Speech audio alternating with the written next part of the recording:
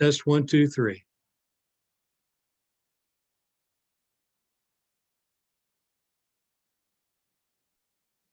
Okay, so it's very close to 1700, 5 p.m. on Tuesday, the 23rd of March. This is Zoom session for LDR 490.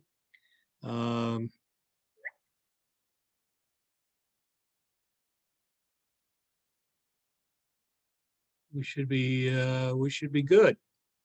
Okay, hopefully there's audio. I think there will be this time around. I think we've got it tracking. So far, I'm the only one here, which is fine. This is not a mandatory session.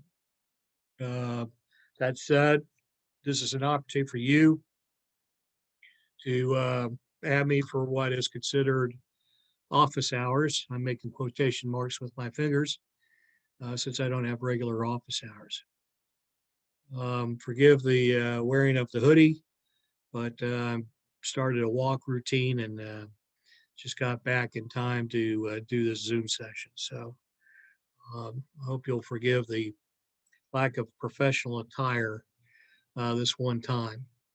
All right, you should see on the screen the Moodle page for LDR 490. Again, our two reference books for the term is Marriott's Without Reservations and Watson's The Salvation Army. You all seem to have the books, so I'm not concerned about that. That's the first time in a long time, so I appreciate that. Our sessions began on 8 March, so that means we are now in week 3. What I'm going to do is I'm going to talk a little bit about what's coming up for week 3. But before I do that, I want to just kind of recap a little bit of week 2 and some of your work to date. So far, everybody is doing a very credible job. You obviously have learned leadership traits, principles, and theories, models, and the like over your time at University of Mount Olive. And that's what this course is designed to do, is to bring some of those out of you. I don't care necessarily which model or theory that you use, as long as you can demonstrate use of one. All right, and so this is the way it kind of works. It's a little unusual from any other coursework you've had, but basically we're using a Socratic method, and that is taking 2 reference texts that are common to everybody, reading through those, finding those pearls, finding those concepts in play in a for-profit and a not-for-profit situation, company, organization, if you will, and then elaborate and expand on those. All right. And so far, your questions have been very benign. How does the company show leadership in major events in its history? That was the first week when I asked you to do a timeline.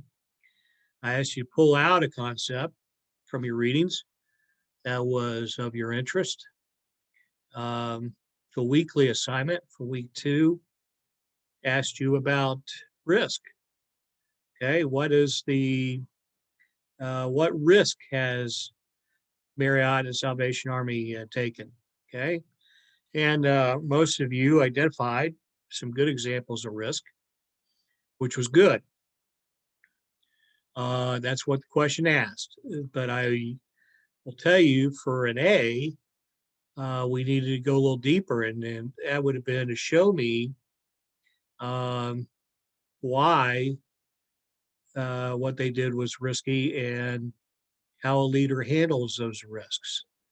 Okay, it's everybody presumes risk is taken. Well, why?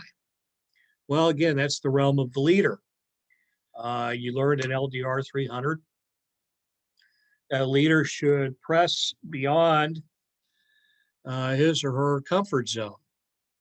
Okay, the idea is that to grow your organization, there's going to be times when you have to take a risk, just as in winning a Super Bowl. If you recall, a couple of years ago, coach for Philadelphia Eagles called a very unusual play in order to score a touchdown. Well, that is what it takes to win at the championship level.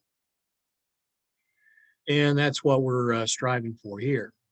So again, you would have gotten a fairly decent grade by identifying risk, but you would have gotten an A had you expanded upon that and told me a little bit something about it. Okay. Same holds true with the week prior when we were talking about mission statement. Okay, most of you were able to articulate a mission statement. Most of you were able to find them. But what is a mission statement? Why is it important? Why did I ask that question? In other words, it was after somebody to give me the so what in response. So what?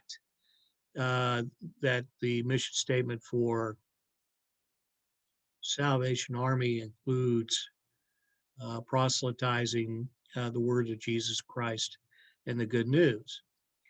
Well, we recall that the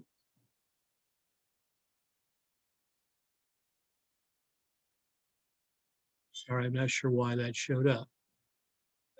We recall that the purpose of a mission statement is to identify those essential tasks that the company must perform or the organization must perform in order to remain successful.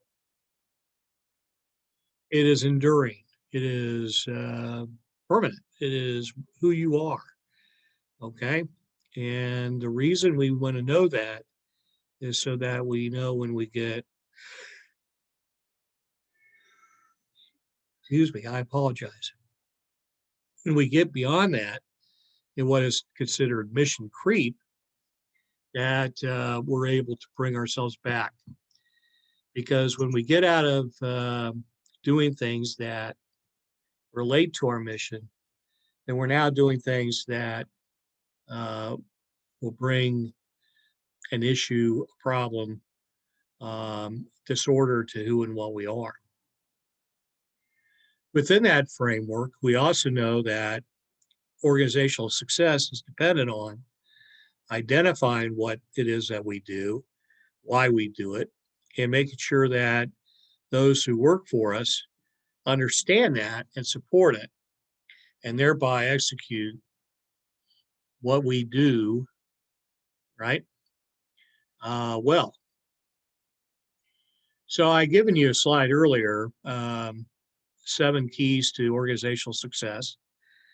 This has been developed over the last few years.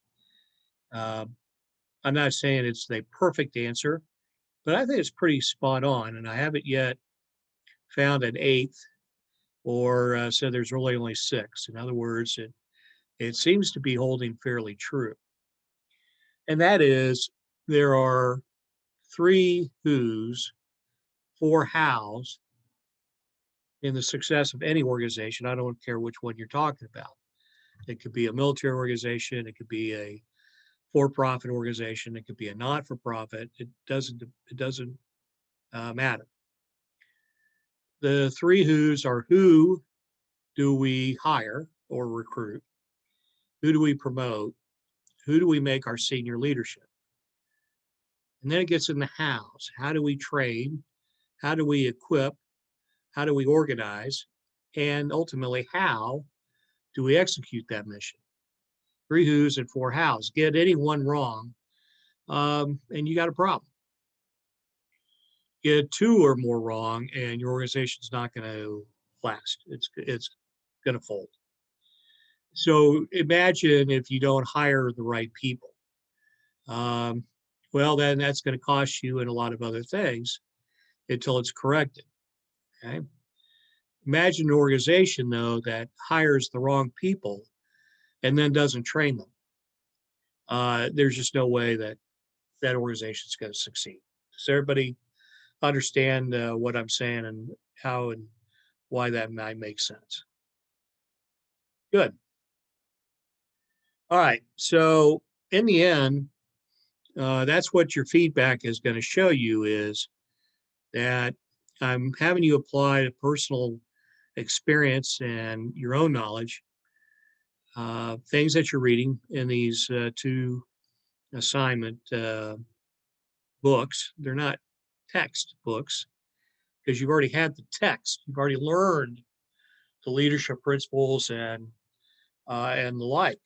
These are just reinforcing,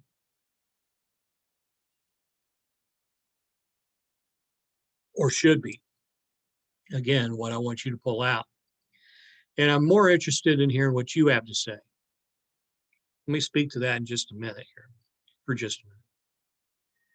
All right.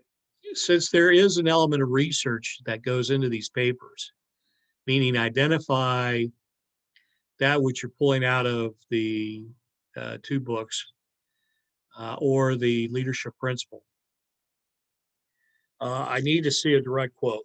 Okay. In other words, show me specifically in Marriott or Salvation Army where you found the point, what the point is, and then what leadership principle, model, trait, theory that you're applying. And this could come out of any of the previous textbooks you've already had, the LDR 300 text, 360, 400, 460. I mean, any of them, your pick. And then once you've done that, now start giving me you, okay? Tell me what you can say about it. Not unlike if you were an instructor in a course or if you were demonstrating this as a consultant to a organization that has hired you to come in. Say, for example, Marriott or Salvation Army has hired you to come in and review what they do against these two textbooks and your two readings and your own knowledge of leadership. This is organizational development, okay? And this is what we're after, okay? All right. So for week 3, and that's the previous weeks. And again, everybody's doing well. You're getting your assignments in on time, generally. Most of you are. And those who aren't, I've already commented, and we'll handle that one by one. Okay, in the meantime, though, continue to make your timelines. If you have a problem coming up that you know of in making the timelines, then you need to let me know, as you would any employer, okay? All right, so let's take a look at week 3 and see what we're dealing with. Week 3 began on Monday. In the discussion forum, we're talking about listening, retaining core values, culture, and organizational change. 3 distinct areas, okay? So I want you to discuss as a leader of an organization how you could enhance the success of your organization by doing each of these well, meaning listening well, retaining your core values, culture well, and conducting organizational change. Okay. What will you do to make sure you are listening, following, reinforcing core values, culture, and properly leading your team? Fortunately, you've had coursework on leading change. And so I would imagine some of you should bring out what your change image is. Okay, remember, are you a coach? Are you a director? Are you a navigator? Are you a caretaker in this particular change? Knowing that depending on your change image, identifies the type of change strategies, communications, techniques that you will use. As an example, a director, change image, believes that they can achieve the outcome of the change and that they do it in a direct manner. They are more managing, if you will, the organization through the change. Thus, they would tend to use Cotter's 8 steps, right? Step number 1, create a sense of urgency. All the way through step 7, reinforce the change. You all know this, okay? You've had this course. I don't need to reiterate the course for you. I want you to do that, okay? So again, when you do your discussion this week, remember listening. How are you going to do that? Follow, reinforce core values and culture. How are you going to do that? Remember are you going to walk the walk, talk the talk, right? Part of following, reinforcing core values culture is that people know what the core values and culture is or are. Remember, in culture, in LDR 300, you learn it's very much like an iceberg. Okay, there's that portion of the culture of an organization that's above the water that we see, and thus that we know is there. But then the major portion of that organization's culture is below the sea. Okay, we know it's there by nature of knowing what an iceberg consists of, but we don't see it, okay, directly, but it's there. Okay, and then there's a portion that's invisible.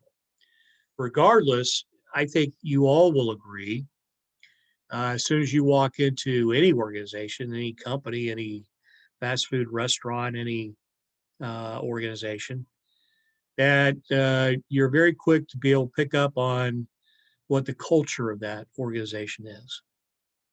And if that aligns with what their stated culture is, okay? Not always is stated culture the culture that is actually in place. And again, remember the old adage, okay? The what you allow will only continue, okay? And so if you're allowing poor core values, you're going to have poor culture, and you're going to continue to have it until something has changed. Well, how do you do that? Okay. And then how do you properly lead your team organization through change? Okay. So a little bit to consider, not too difficult. You should know this, and I'll be and I'm honest when I say I'm excited to read what you come up with, because leadership is ongoing, learning leadership is ongoing, and I learn from you all, and we learn from each other. That's why, please make sure you're doing your postings on other students' pages. Okay. Written assignment 3 is how do each of these organizations put people first? And in here, now look at the caveat I have given you. Okay, by people, I mean the leadership and the subordinates within the organization, not the clientele, not the donors. Okay, so when they say how does Salvation Army put people first? In a leadership class such as this, I'm implying the people that Salvation Army leads, i.e. their associates, okay? So please make sure you focus your comments on that perspective and don't try to do everything, okay? And that's again due on Saturday, as is the norm. Now, this is week 3, so I've got a curveball here for you, okay? We're starting something additive, okay? And that is chapter 1 of your final project is due no later than 23:59, a minute before midnight on Sunday. All right, here's what we're doing. Final project is your final paper. Final paper is worth 50% of your grade.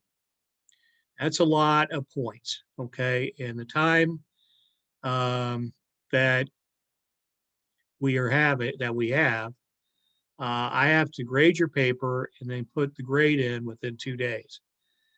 So that doesn't leave a lot of time. All this adds up to a potential of a nasty surprise at the end, particularly for those of you who have not had me before and are used to how I tend to grade papers, okay? So here's how we're going to mitigate that risk, okay? Just talking about it. You're going to do a chapter a week. In other words, for week 3, 4, 5, 6, and 7, you're going to submit chapter 1, 2, 3, 4, and 5 of your final paper. Think of each chapter as its own standalone paper. You're going to identify a topic. You're going to have a position statement. You're going to have an intro, a body, and a conclusion to that paper. And that paper is going to be about 3 to 5 pages long. Okay? That is going to get combined with 5 different weeks of chapters into your final paper. You're going to consolidate this, add an introduction paragraph and a concluding paragraph to your final paper, and you're going to submit that. All right. Now, what are you submitting and what are these 5 chapters? Okay, these are, I'm leaving this up to you. If you can't think of any, then I will make one up for you. Okay. But remember, this is a leadership class. Okay. So this paper should essentially be those models, theories, principles, attributes of leadership that you find of most interest. So your chapter 1 could say, for example, be about a mission statement and the importance of it. And your chapter 2 could be about risk and how these companies applied some risk management techniques. And your chapter 3 could be about how these organizations lead change. And your chapter 4 could be about how these organizations motivate their associates, and how important motivation, intrinsic or extrinsic, is on any organization. And chapter 5 could be on innovation or teamwork. Okay, do you see what I'm getting at? So, think of a textbook has an introduction, it has a conclusion, and then it has individual chapters that really stand alone, that relate to the whole. And so a textbook on teamwork, you would imagine every chapter relates to teamwork. And a textbook on change, every chapter would relate to change. Okay, and that's what you're doing here with your final paper. You're turning in a paper that in the end is going to be about 20 to 25 pages long, that talks through leadership and applies some of what you have pulled out of your readings in this class and involves the aspects that you've learned from your text books from your coursework here at the University of Mount Olive. I hope this makes sense, okay? I'm available to talk you through it some more. There's some things that I need to let you know. First off is I don't grade based on number of pages. I give you those number of pages to give you an idea of the general level of work that needs to go in, okay? Don't turn in a 1-page chapter, okay? That's not enough. I doubt you get your points across in an effective manner, okay? Excuse me for that pop-up, Bob. Okay. Conversely, if it takes you 50 pages to write this paper to make your points, then feel free to do so. I'm not necessarily going to be happy, but I'd rather you get your points made by worrying about length. The key is I grade based on how well you made your point, how well you argued your conclusion. Okay. Remember, the relationship that matters the most, that's key to here, is your conclusion and the evidence you use to support it. So my conclusion would be these are the critical elements of effective leadership: mission statement, change management or leadership, teamwork, innovation,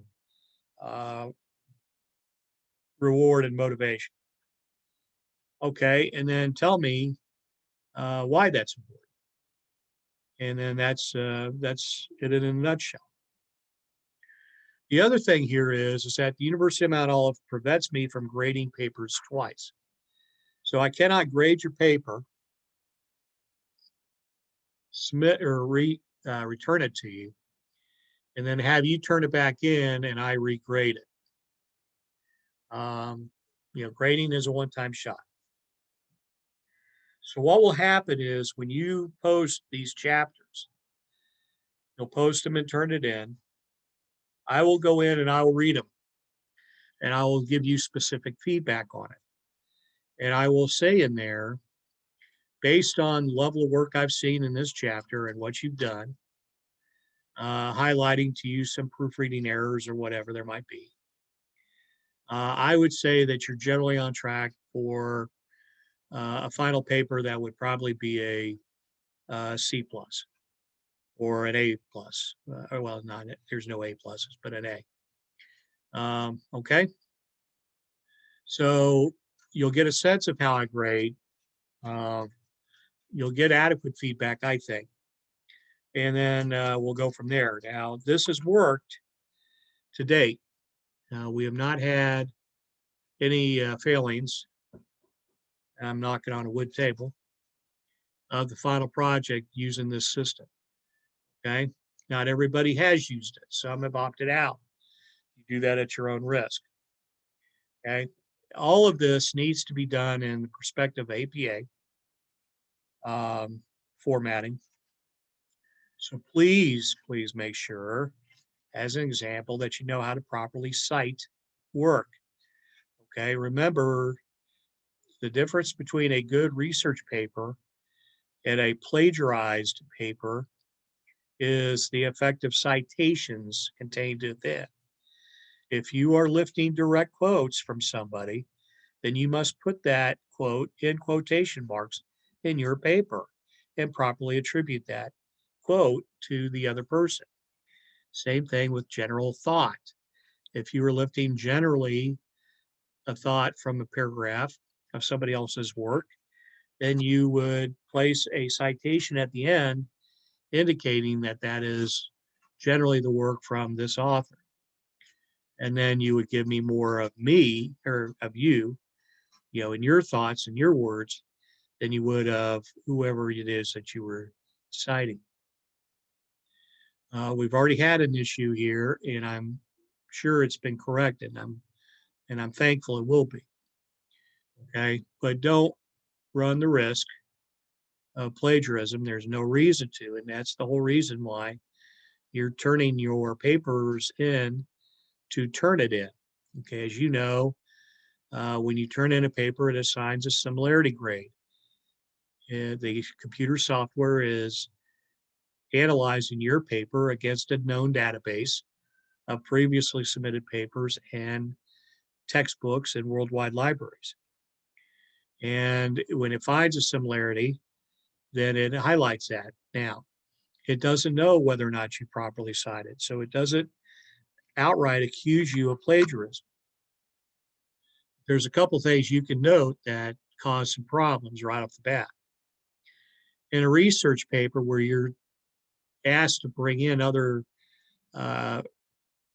aspects of what you've read and the theory or the model in place, then I have to allow you to do it. So if you have a 0% similarity grade on your paper, then generally that means you haven't brought in anything from the outside. That's a problem. Conversely, if your paper is 90% similar, that means all your paper is somebody else's words with about 10% of you thrown in there. And that's way unacceptable. All right. So what's the general rule? There really is no general rule, but keep your similarity in about 30 to 40 percentile, maybe 45. Okay.